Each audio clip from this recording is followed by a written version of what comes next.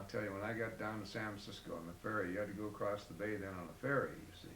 And when I got down there, I was petrified. I can remember driving on that ferry, and I thought I was going down, man. I just closed my eyes and drove on it with my mother and dad and everybody there saying Hail Marys, you know.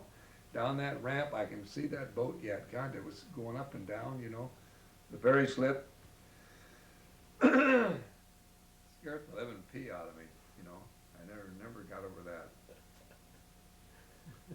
And we got over on Market Street. That ferry had got on Market Street, and traffic and horns blowing and stuff. And my mother had a map. Now drive up there. Now follow that car. Just like she, you know, she always wheeled you kids around. You know how she corrects people. Old right. iron pants, you know. She knows everything.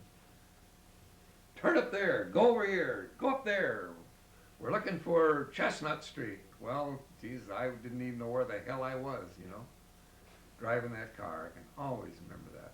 Geez, when we got to my aunt's house, she lived out in the Marina District, I collapsed. And she lived about 3 stories up. We had to carry all them friggin' suitcases up those 3 stories. I can always remember that. She was a big, chubby gal, you know. I don't know how she could have been so heavy and walked all those steps every night, 2 or 3 times a day, you know. Chuck remembers Aunt Hazel. Did he talk? He talked to her. Yeah. He talked to Aunt Hazel. But then we left there. Now we went on down, I think it was to Gilroy or someplace down there.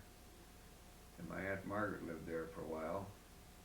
Visited with her, and then we took her with us. We left somebody off, it seems to me, and picked her up, and I think she went down there to Los Angeles in that car. I don't remember. Hell, all I was with the chauffeur then, you know. How old were you? Oh, I was, I must have been, I was 16. I think I was just 16. 16? Yeah. Gee. Yeah. It's 1933, 34. But either 16 or 17, but I wasn't over that. And that's how I learned to drive. And then I taught my sister Francie how to drive, and then she taught Eleanor how to drive. And then when Eleanor was ready to go, or taught Bobby how to drive, and then Bobby taught Eleanor, I think it's the way it was. And when Eleanor was ready to go, and she taught my mother. My mother learned to drive when she was about 52 or 53.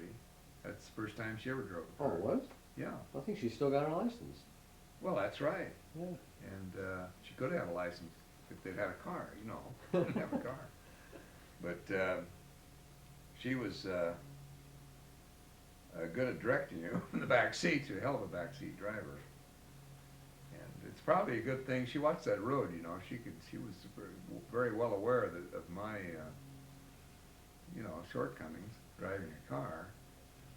I was petrified. My hands have never got over it. I still feel like I had hold of that steering wheel, that big old wood steering wheel, you know. It was one of those clutch jobs, you know. Oh, the dash thing? No, right down the floor, Oh. you know. Just you know, the old gear shift.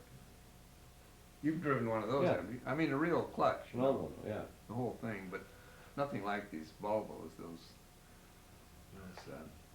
Norwegian sardine cans, you know, that type of thing. This was a real old Chevrolet, you know, a good one. Substantial American-made product, you know. Yeah, those were the days.